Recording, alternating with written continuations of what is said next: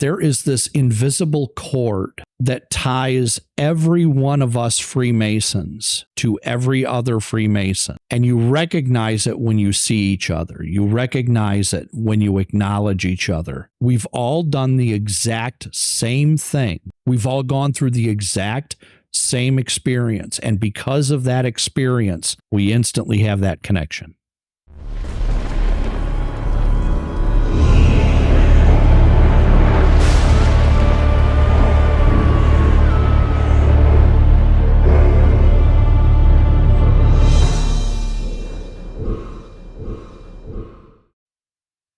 Welcome to the symbolic lodge of conversation, where consciousness and curiosity interweave into discussion. This is All Square Podcast. I'm your host, R.L. Franks, and today's guest has been a Mason for over 15 years. His resume is thick and so enriching on his journey of all these different appendant bodies. We're going to learn the man and the Mason of my brother, Todd Schmitz. Todd, thank you for being on here today. Thank you. Listen, you traveled all the way down here from Mission with Chris. He's now watching your story being told. Who is Todd Schmitz? Well, I was born and raised in a little town in Illinois called Plainfield. Okay. Little farm town of 2,800 people, a little island in the middle of cornfields. Couple of miles west of Joliet. Most people know Joliet. That's a significant landmark in Illinois for most people. So about 35 minutes southwest of Chicago was where I grew up. Got married at 21, was a dad at 22, found myself in Michigan in 1997, after I had changed careers a few times. Okay. I had started out in the family business. My family owned a construction, a general contracting firm, and had every intention of getting involved in the family business. And my dad had to lay me off one year and said, I really don't want you to get involved with this business. There's too many ups and downs. It's too cyclical. I don't want you to go through the things that I go through because of it. We need to find you something else to do. How did you feel in that moment being let go from the family business by your father? It was honest. I mean, it was a legitimate, genuine thing. I had seen, it was a particularly low cycle in the industry in those years. I would say 92, 93, 94.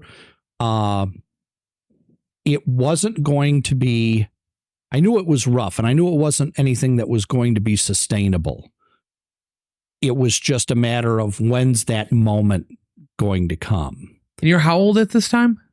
At that point in time, 21, 22. Married? Well, I got married at 21. That's what I thought. Found myself a father at 22. Okay. That was my first daughter, Hannah.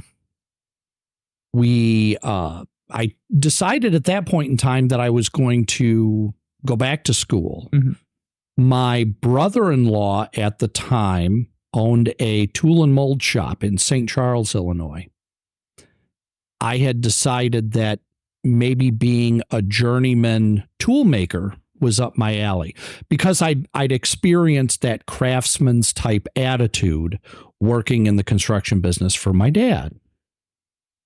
And probably the wisest words at that point in time that anybody could have said to me, I don't see you getting into the tool making side of this business. I can see you getting into the CAD end of this business. I can see you getting into the design, the computer aspect of it. And lo and behold, almost 30 years later, I'm an automotive designer and I absolutely love my work. You're creating what you're bringing in, the concept in the automotive industry, of certain designs that can be utilized for parts. And absolutely. Right. Absolutely. So for an example, my current project is the 2029 Mustang. Oh, wow. I'm working on the engine and transmission mounts for that vehicle. Those parts don't exist until we create them. We being myself, and more importantly, the engineers that I work with. We have certain specifications that it has to meet, but we have to get from point A on the side of the engine to point B, which is the attachment to the anti-vibration hydro mount or whatever happens to be the thing that we're attaching to. Right. I have to span that distance. It doesn't exist until I start creating something in CAD in order to be able to make that happen. What I think is fascinating about this is you being a designer, you get to literally lay your designs out on the trestle board. Bingo. Exactly. It's the craftsman attitude. I will go to my grave believing that the thing that I do is more being a craftsman than it is being a designer or an engineer, because it really is. Guys who are good in this business take a craftsman's approach. They worry about the details. They focus on creating the right design that satisfies the right condition. Granted, a lot of that information comes from the engineer, but you have to make that practically happen. You have to create the virtual data so that, in my case, with this particular program with Ford, they can put that in their virtual buck. They can see where it fits. They can run that virtual design through its analysis and create an automobile on the other side of it. Fascinating. Now, you said you're 22 at this time when you found that job? Sure. Okay. When did you find Masonry? What's the timeline? So I divorced in 2002. Okay, so several years later. Several years later. Happens. We had moved to Michigan, like I said, in 97. I was a single dad for 7 years. What's that like dealing in if you want to talk about it, the divorce life? Because you hear horror stories at times. Sure. You have to move your kids from one family to you to then her side.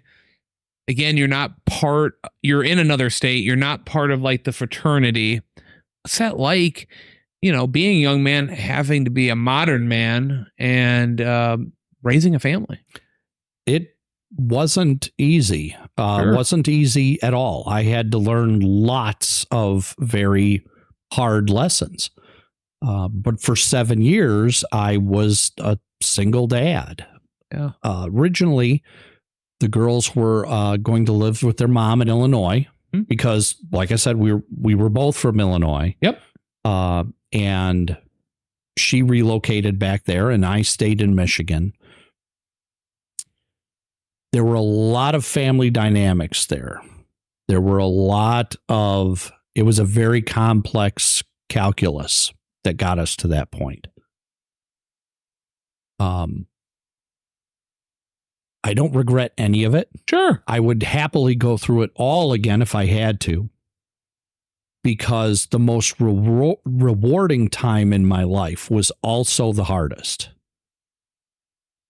My oldest daughter at the time of the divorce was 11. My youngest was 4. So both girls really needed two completely separate types of parenting. And for whatever reason, that was easier on me than if they both needed the same guy. Don't ask me why. It's just kind of a realization that I had. Fair enough. My oldest daughter started to have lots of serious mental health issues, starting at a very young age. And she has done, I absolutely will praise her to the highest heights I can for where she is today. Great. She is a recovered heroin addict. She was diagnosed as a sociopath while she was incarcerated. She went through absolute abject hell. And no one can be more thankful that she's still with us than me. That's so, I praise you and her. Oh, 100% her for getting the help that she needs, because it's a rough road. Sure. Absolutely. And part of who I am today, I couldn't have been this dad if it hadn't been the trials and the struggles that I had gone through. Now, is this before Masonry when that started happening? Yes, this is all before. Okay. So fast forward then to 2008. Okay.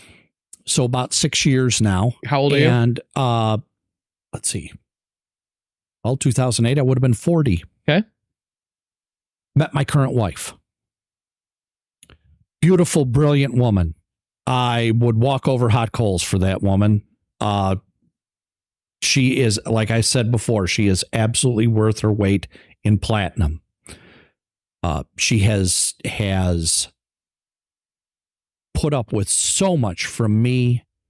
She has assumed so much of the heavy lifting when it came to my daughters as the next mom. I don't want to say she substituted their mother. Complemented. Correct. In a unique dynamic. Added to that in time. So, you know, she just absolutely carried that mantle without any hesitation whatsoever. And being in your early to mid 30s, dealing with substance abuse, not having that support system before, because again, you were from Illinois, now you're in Michigan. People don't make friends like they used to, because as you get older, it's not like being in college or being a part of something where you can make a lot of different friends and be able to find that advice. You're on your own. Absolutely, 100%. And so at that point in time, I can honestly say that the majority of people that I knew were all work acquaintances or school acquaintances from the different schools that my daughters were in. Obviously, my youngest was in grade school. My oldest was junior high/high school. So all of the acquaintances that I had were generally those two spheres. Yeah. So could I point to any of them and say for sure that I could consider them a friend? Depends on the level of definition you want to give to friend. There's your work acquaintances that you enjoy having some social time with outside of work. There's the teachers and the daycare folks that are helping you take care of your kids that you have another conversation with. But really, in the grand scheme of things, that was it. My whole family was in Illinois. I've got family in Michigan, other family in Michigan, but they're over in Rochester Hills. They're over by Detroit. So it wasn't like we were close and could connect regularly. Thank God I had my parents, because my folks would drive up from Plainfield and stay with us. And that was a huge benefit. But in the grand scheme of things, I was kind of adrift. Not kind of, I was. You meet your new wife and build such a solid partnership. Shout out to you. And now you're 40 at the time in 2008. Sure. And you're like, I need to do something else. I need to get involved with something. Sure. What prompted you at the age of 40 for you to find the fraternity? I literally had a knock at my door. So my wife had a friend from work who had 2 young children. Her husband, ironically, I had worked with him at the company that hired me in when I first began my automotive career in Holland. he and I both worked for the same company in different departments. So we had this path, but it never crossed. Okay. We knew of each other until one night they came over. Our wives and the kids went downstairs to play video games. And David and I sat at my kitchen table and had a whole conversation. And that conversation eventually led to a question from him. Are you a Freemason?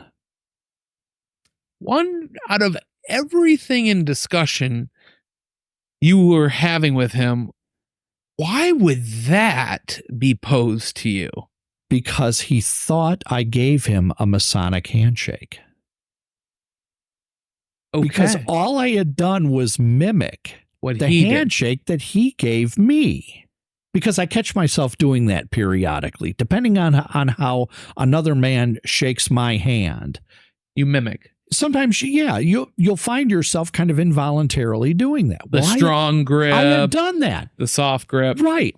And he asked me the question, and I said, I'm not, but I've always thought about it.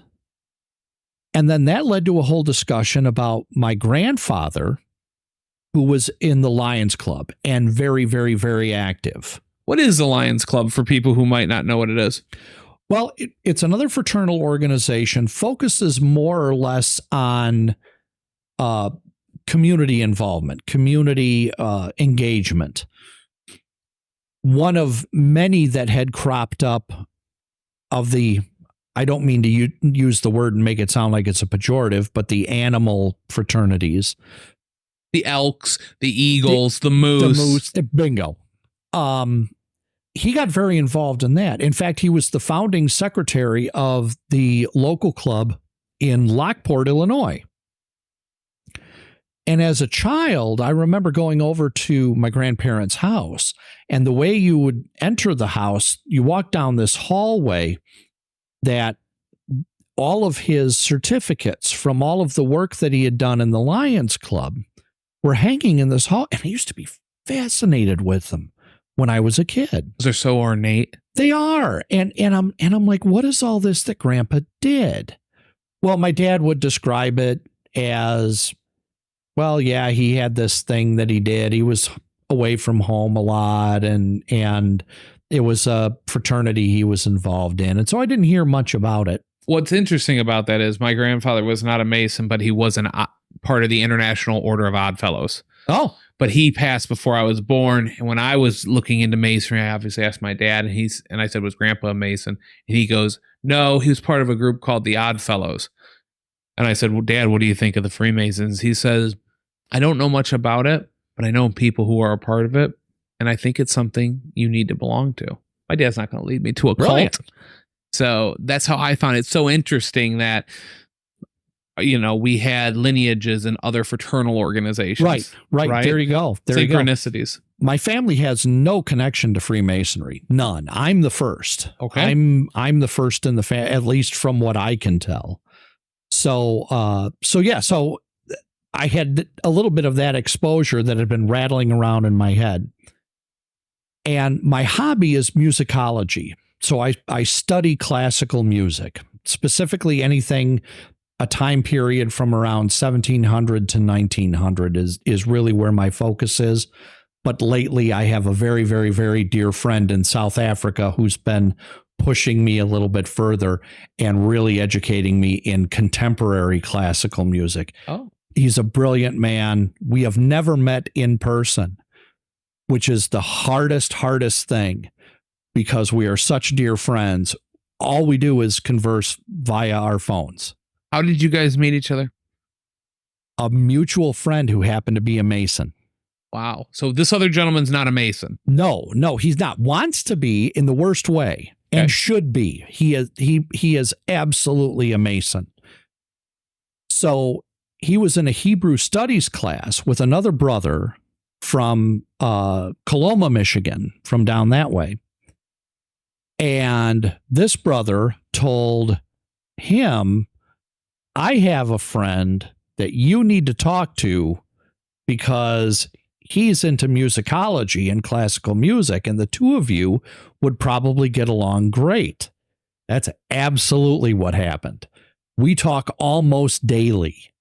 And it's absolutely brilliant. It's one of the greatest friendships I have. And it's because of this craft. It's because of one brother noticing a connection that I might have with another man who doesn't know me from Adam, and we hit it off instantly.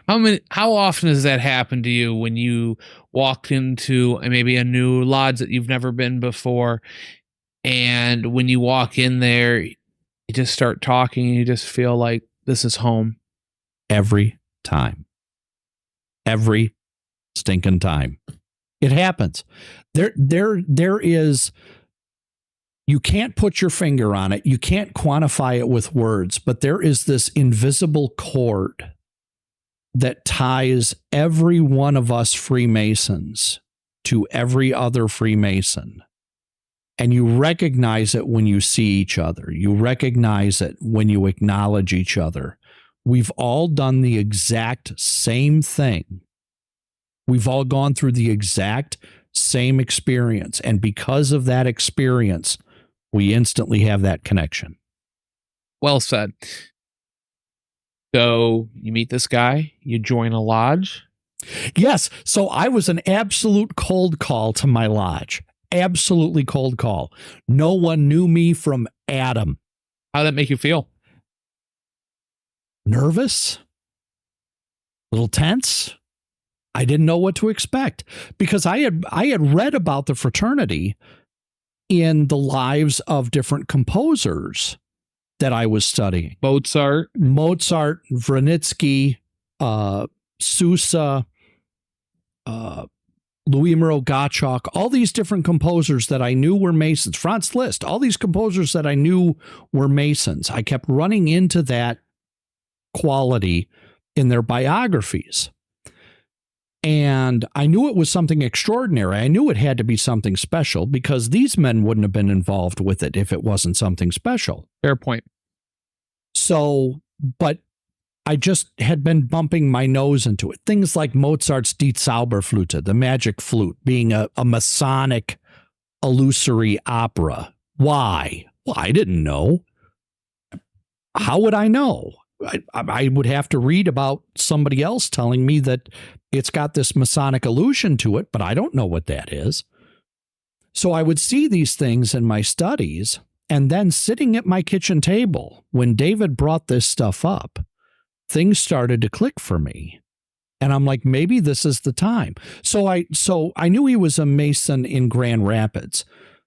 And I had said, well, I'll petition your lodge. And he said, no, I don't think you should do that. I think you should petition the lodge in Holland because you have a lodge here. Okay, sure.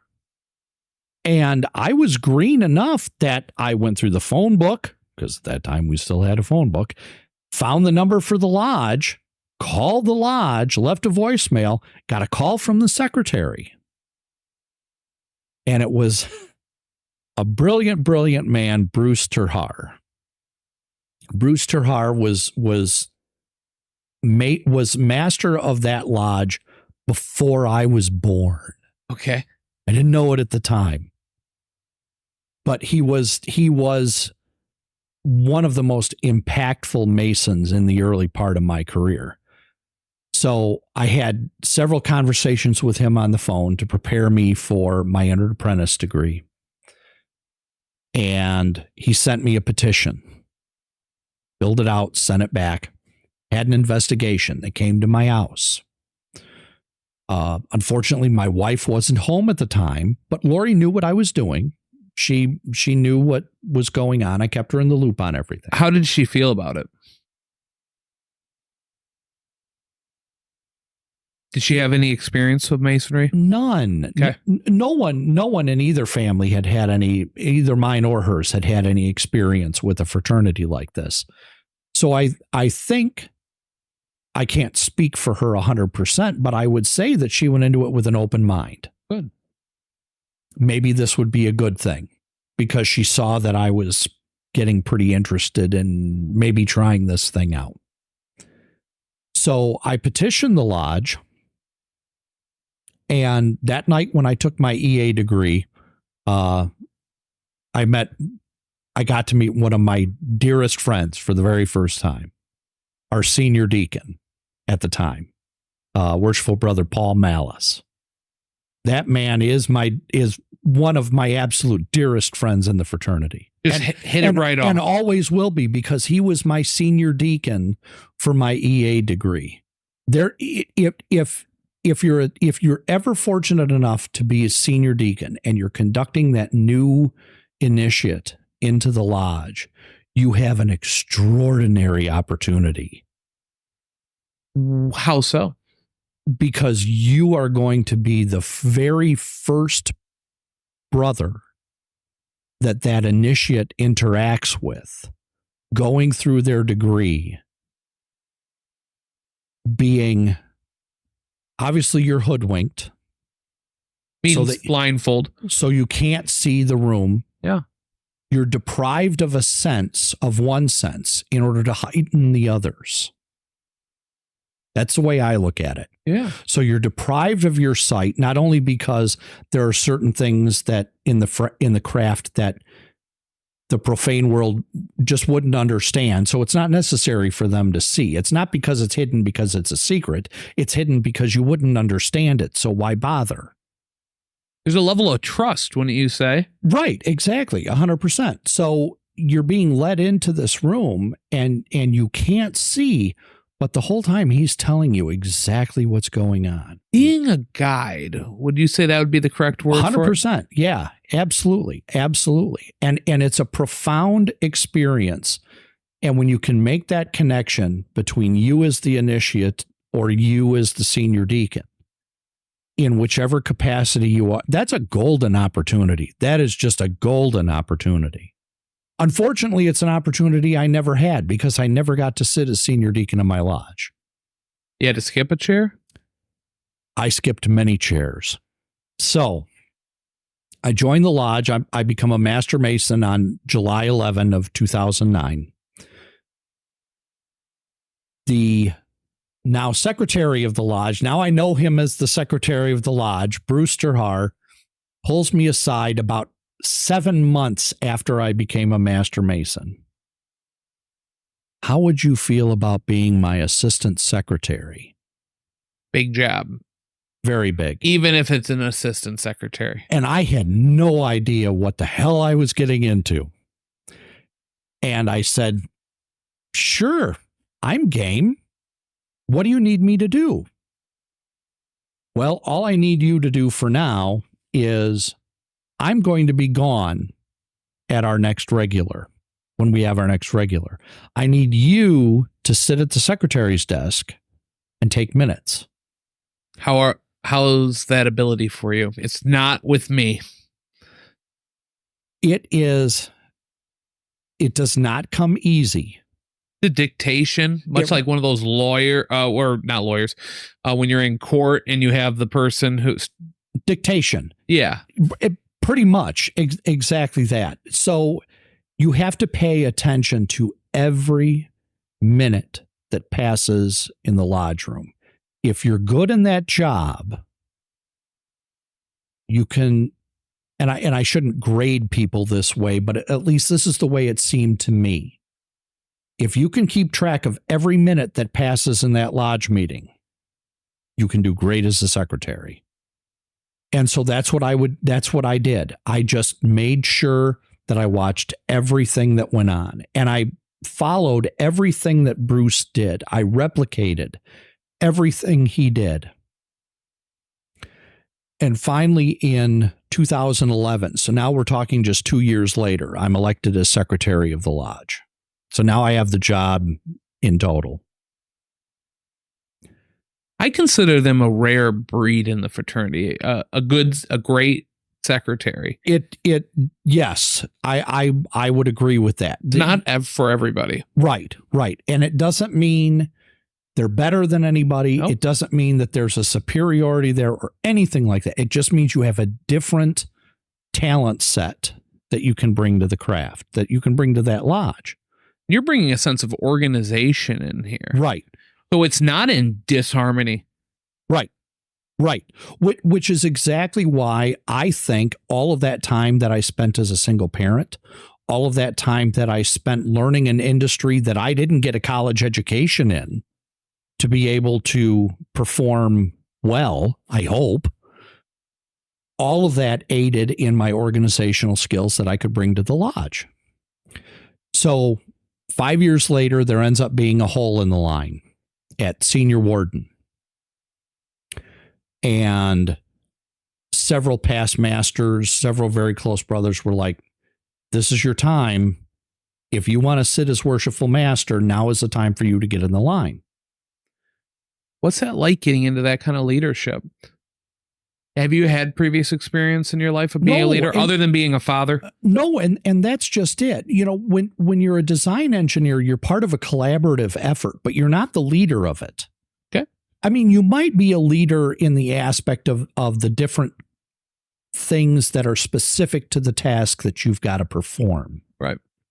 But generally speaking, you're not the person who's delegating what's going on. Now, if you're lucky enough that you have one or two other designers who get assigned to your program that you can delegate work to, that's a different story. Okay. But that does not happen very often. That doesn't happen very often at all. Usually a program, most of the experience that I've had in automotive, there's been a couple of opportunities where I've been able to do collaborative work with other designers, but most of the time you have your task and you need to get your task done. So I hadn't been able to flex those kind of muscles. I hadn't been able to learn that kind of stuff. So that's where joining the lodge really helped that. And I didn't realize the affinity that I had, that I do have for learning about leadership and being able to hone that skill. I didn't have that until I joined the lodge. And the lodge is where that's been able to be used. What's the support system like as you're learning a new skill set? As long as you're open about, as long as you're aware that you don't know enough to know that you don't know something, if that makes any sense.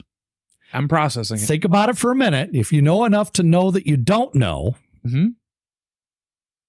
things become easier, because then the help, the assistance, the advice, you can digest all of that much easier when you know that you don't have the answers, but you know you need to have an answer.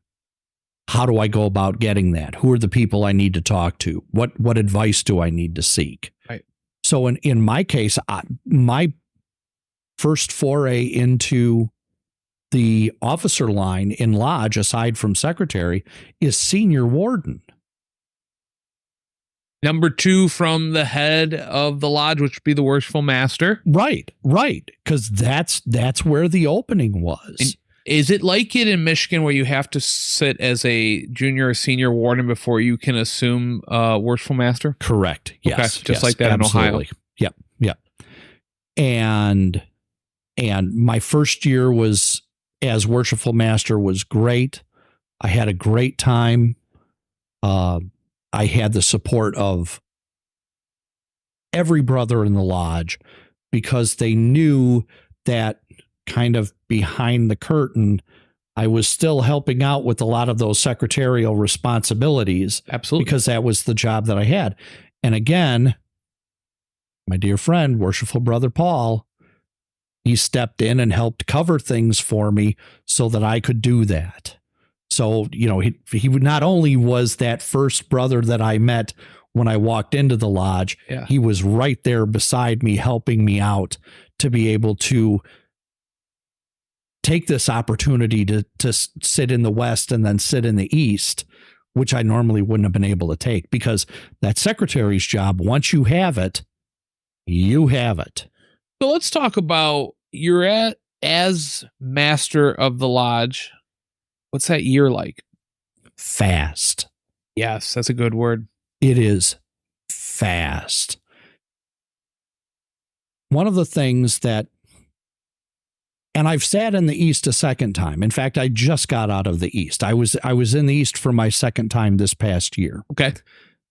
And in both times, if there was one thing that I could go back and tell myself before that happened, pull out a calendar and get things planned. Do that first, because once you've got that set, everything else will fall into place. And I would use that same advice for the junior warden and for the senior warden. For the junior warden, if your job is to plan the meals for all the meetings, plan the whole year. Before you even get there, have the whole year's meals planned out, or a strategy for how you're going to satisfy that. Because if that's off your plate, the pressure's gone. You just have to go through the motions. You can focus on the lodge work. All of a sudden now the pressure of having to provide that to the brothers, that's off because you've already got a plan. It's already there. It's like building a rhythm. Sure, absolutely. Absolutely. And the steps that you can take ahead of time to satisfy that will have you feeling more confident in the year that you spend in that role. Same thing I would say for senior warden as well. Yeah, I would agree. It's like kind of being the vice president of the lodge. Sure. Attach yourself at the hip to the worshipful master. Yep. Watch everything that he's got going on. Adjust your calibration for what you see happening and start planning on your year the same way. In Masonry, one thing I don't think we've talked enough on this podcast is music and how all the instruments come together. And you actually have the background, which I'm very fortunate that you're here with us. Sure. And you and Chris both drove down.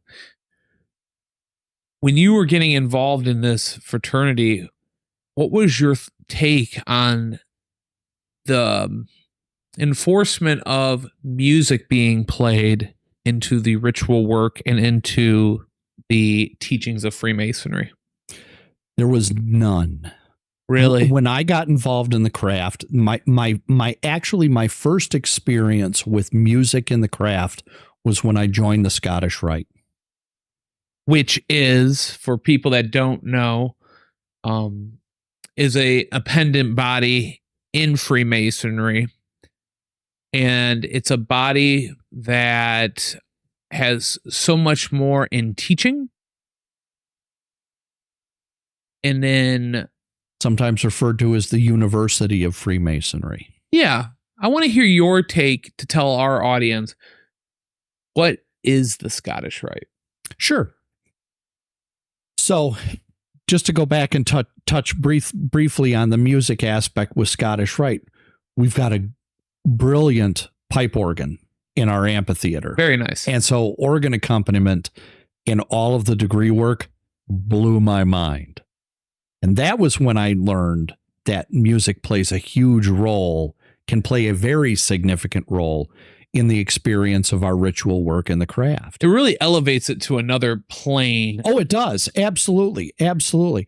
So Scottish Rite, the degrees of 4 through 32, the 33rd is conferred honorarily. Honorarily, if that's a word. Yeah, honorary.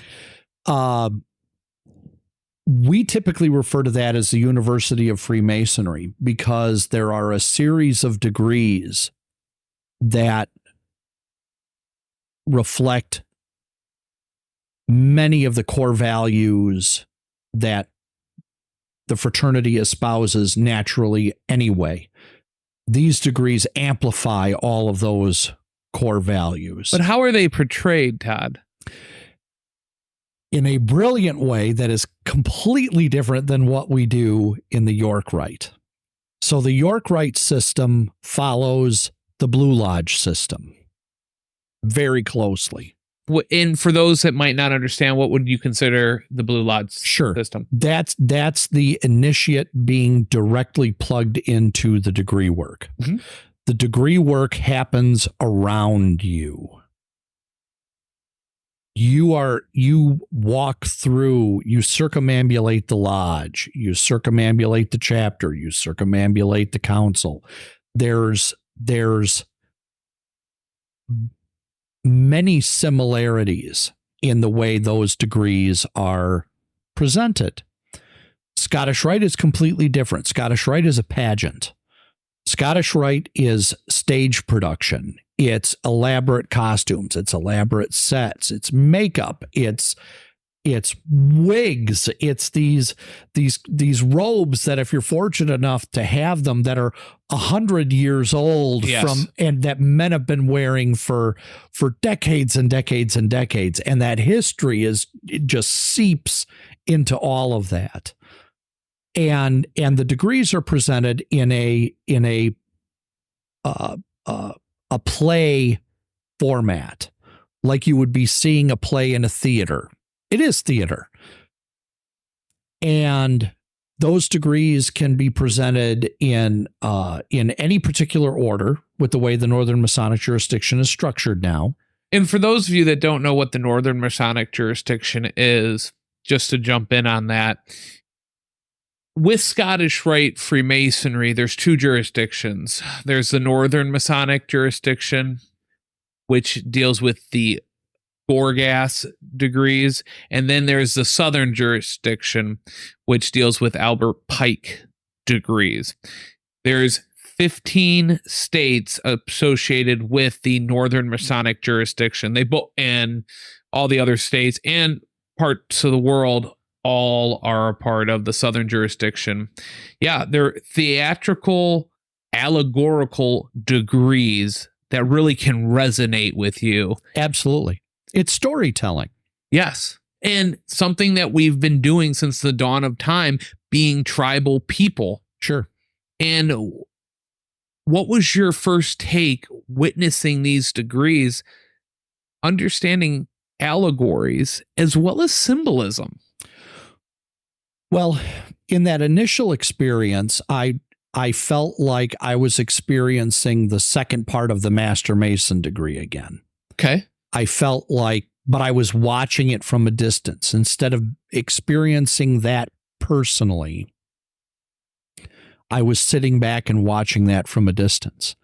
But the pageantry, the number of brothers involved in some of these productions. I mean, some of them had 30, 35 brothers involved. Oh, yes. Scene changes, the music going along with it, the elaborate costumes. Fortunately for us in Grand Rapids, we have these century-plus-year-old backdrops, beautiful hand-painted backdrops that are original to the building, that were involved in the sets. It was just extraordinary, I don't know as any two degrees that really punched me right between the eyes. The Rose Croix degree, the 18th degree. Oh, yes. I know that one. Of which I'm currently our junior warden in I'm junior warden of Rose Croix, and that's actually what my ring is. Brilliant. All right, Rose Croix boys in the house. I love this. Exactly. It was the Rose Croix degree and the 32nd. The 32nd, the way we have a unique staging in Grand Rapids that is I have a tendency to believe it's probably unmatched. I don't know. Now, granted, my inexperience of traveling to other jurisdictions, I have no idea how the other 14 states do it. Sure. But we had a very special way of conferring the 32nd degree in Grand Rapids, and it was extraordinary. And it made an enormous impact on me, which is probably why the Scottish Rite became my first deep dive. I was already thrown in the deep end of the pool in Blue Lodge with becoming secretary. Yeah. But my first real deep dive into the appendant bodies happened in the Scottish Rite. With these appendant bodies, we all come from the Blue Lodges. Mm-hmm. Are these appendant bodies needed? Absolutely. Because it's Masonic education. they amplify everything that we learn. So, when people, I'm a joiner. Yeah. I've wanted to experience all of the degrees of everything that I can experience, because it's all Masonic education. That's where Masonic education starts. It starts with your experience in that ritual and going through that degree. And you can recapture that with every subsequent degree that you go through. Now, granted, it might not be as impactful as when you get your EA or when you get your Master Mason degree, but every degree that you experience after that is still that same regrounding, rebalancing, reconnecting you to what it is to be a Freemason. How long have you been active in the Scottish Rite? Well, I've been a Mason for 15 years. I've been in Scottish Rite for 14 years. Wow. So really, just like me, a year after I was a Master Mason, I decided to join. Right. And I made a point to get active in every reunion, even if it was nothing more than being a Knight Templar honor guard, because at that time I was a Knight Templar in York Rite as well. And so in the 32nd degree, we have an opportunity to invite the Knight Templars into the degree as an honor guard. And I first started participating in the degree work by doing that. Eventually, I became active enough. I got elected to our board of trustees that we had at the time. I eventually became our board president, and I served as board president for 4 years. Congratulations. Thank you. 3 of those years, I also served as our business secretary.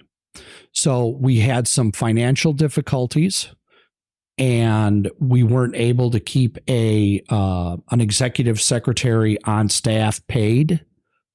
So we decided to eliminate the role, and we partnered with, at that time, the Valley of Detroit, and our executive secretary there, illustrious brother Tim Marshbanks, who is now our deputy for Michigan. Deputy, just to jump in, a deputy oversees all of the state for the Scottish Rite. In Ohio, we have what we call different valleys. I'm the membership chairman for the Valley at Toledo. We have several other valleys. Michigan did have valleys. Yes. And now they don't. But the overseer, who is corresponds with the national head, if I'm saying that right, is a deputy, is the deputy's rep for Michigan. Sure.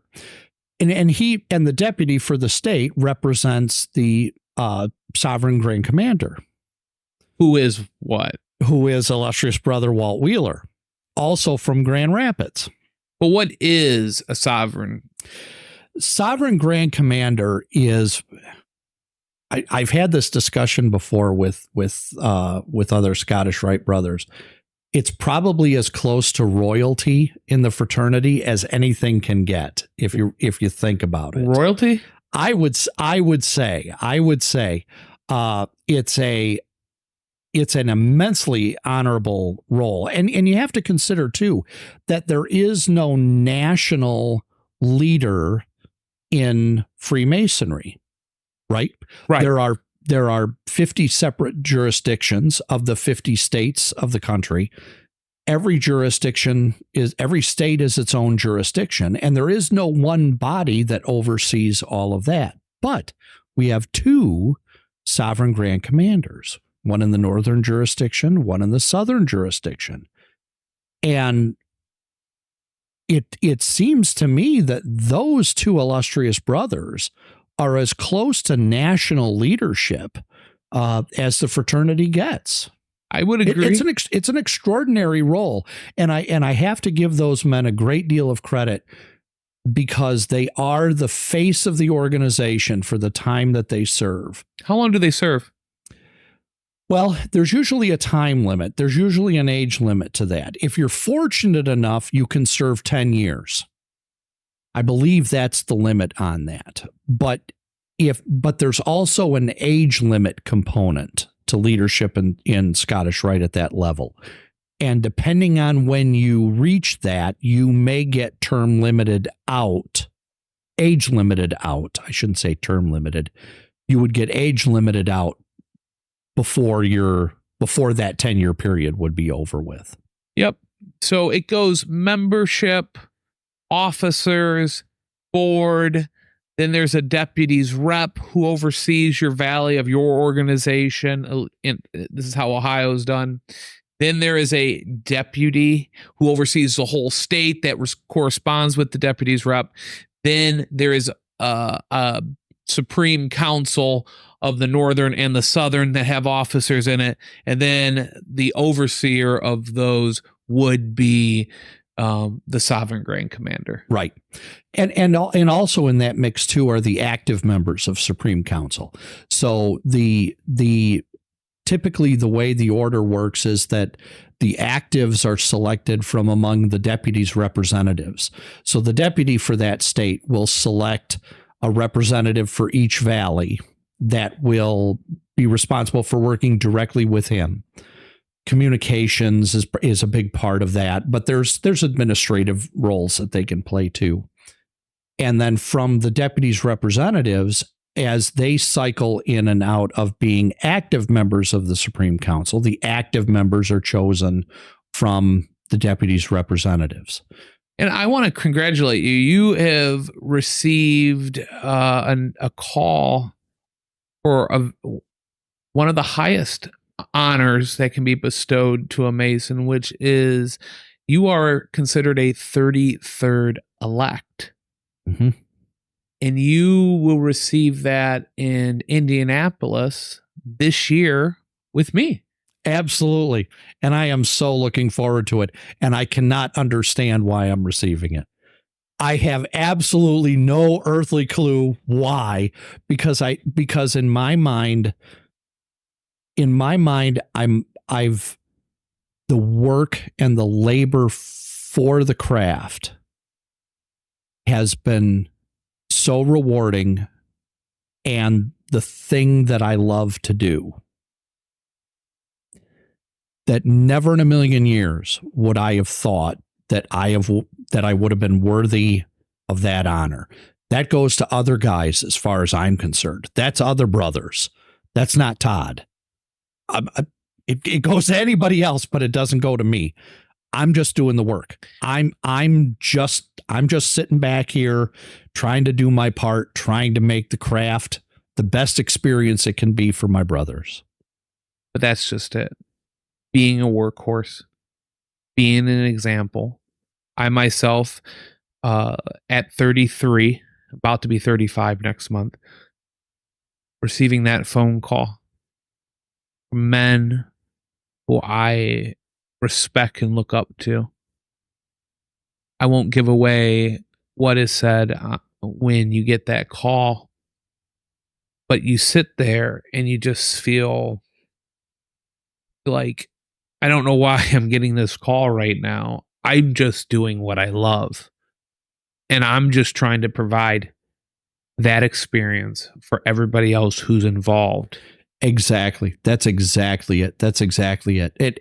I was without words. I sounded like a babbling idiot. Oh, so did I. And after I hung up the phone, I probably sat for 15 minutes in my office with the door closed in the quiet, just digesting what that meant and the fact that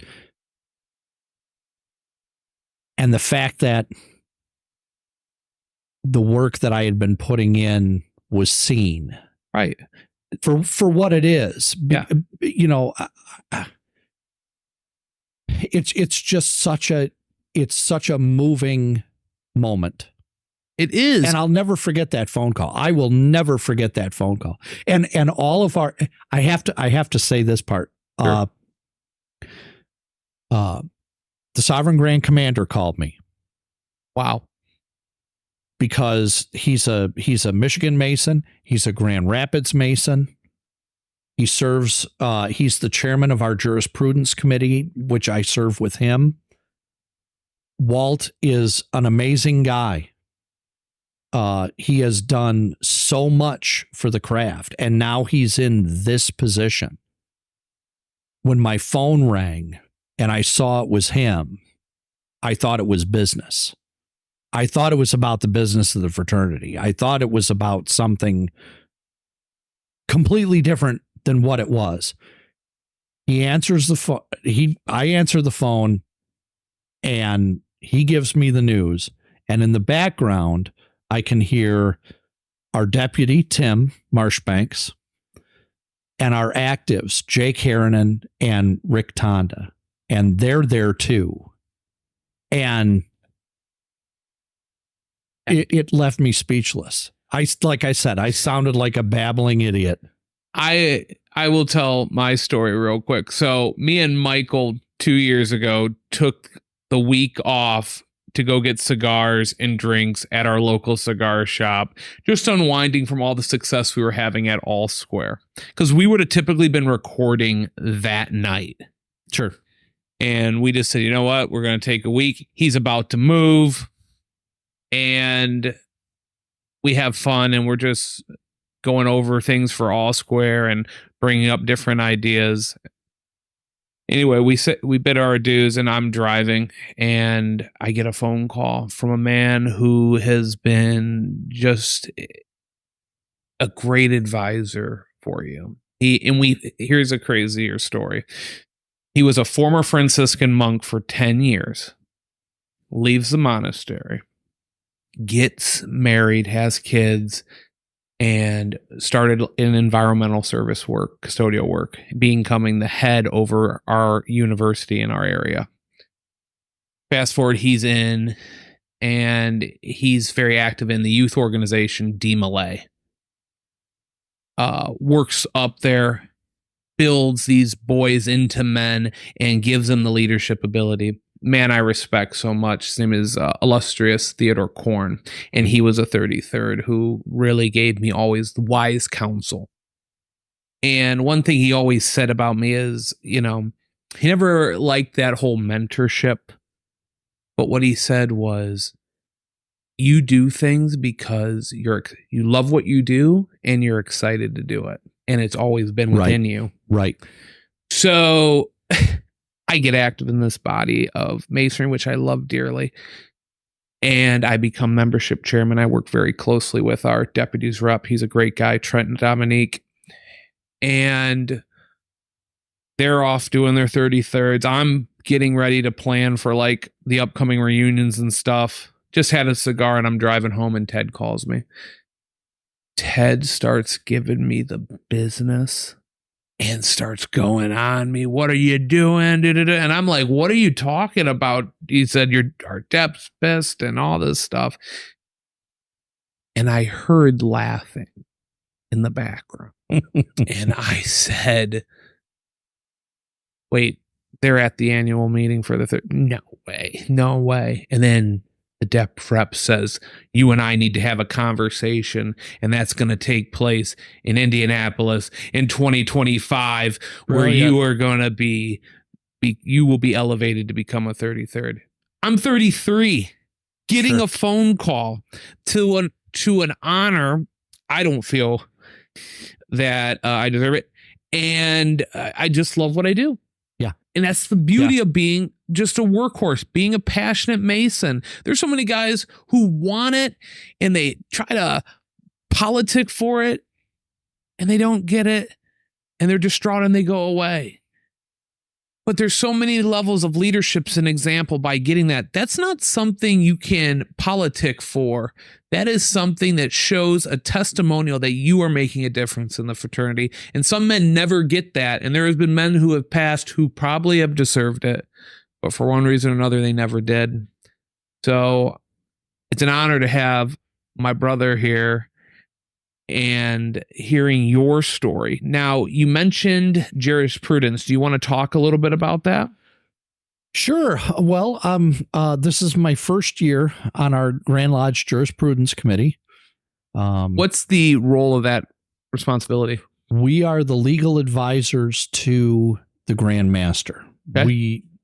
We Typically, the only actions we take are when we get questions from the Grand Master. Okay. When he needs an answer to something based in Masonic law, we're the first group of people that he'll consult. Yeah. I mean, he may consult other members of the Grand Line. I mean, we've got a bunch of guys who are absolute Masonic scholars in our Grand Line. But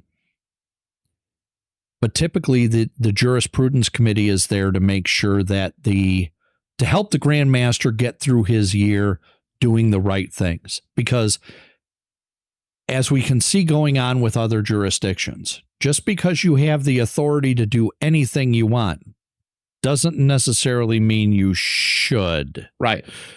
And that's where the jurisprudence committee has a role to play, because the jurisprudence committee is kind of that second opinion, or sometimes it's the first opinion. Is this something I can do? Do I have authority to do this? I want to make this happen for these brothers because they're having a problem at their lodge or in their district. I want to fix that. Can I do this? Is this within my right as the Grand Master to be able to do? And we need to make sure that everybody gets through whatever that situation is in the proper way. I appreciate your attention to detail. Listen, we're rounding up to that end of the episode. You and Chris just have so much of a journey and story that still needs to be told. You're now active in the Grand Council line. Mm-hmm. And I believe Chris appointed you into that line, correct? He appointed me as Grand Chaplain last year. Okay. And this year, most illustrious Grand Master Doug Wolf appointed me in as Grand Marshal. And I got to have a relationship with him because of the time I spent with most illustrious companion Chris and other most illustrious companions who are still involved in that Grand Council line. Ryan Grote, Bob Troutman, Bob Cooper, Kenny Simons. All of those men have been past most illustrious Grand Masters, and they've all been part of helping me to join that journey with them and with the Grand Council line. I can't wait to keep hearing that story. My final question to you. You've lived a life. You've traveled from one state to the other. You had to experience being a single dad, raising kids, overcoming with your loved one substance abuse. There are people watching this right now who feel lost, who feel alone, who feel like they don't have no one to talk to.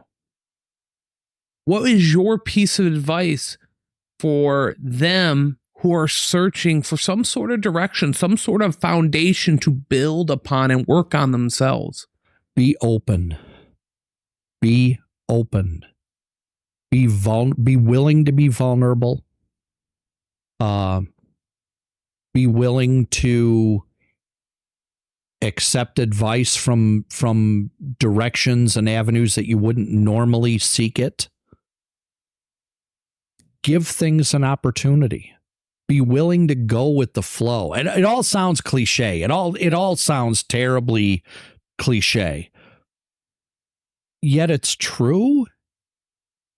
If I wasn't open to the situations that have happened and been willing to take that deep dive into the deep end of the pool, so to speak, yep, many of these things wouldn't be happening or wouldn't have happened. And things could be so much different.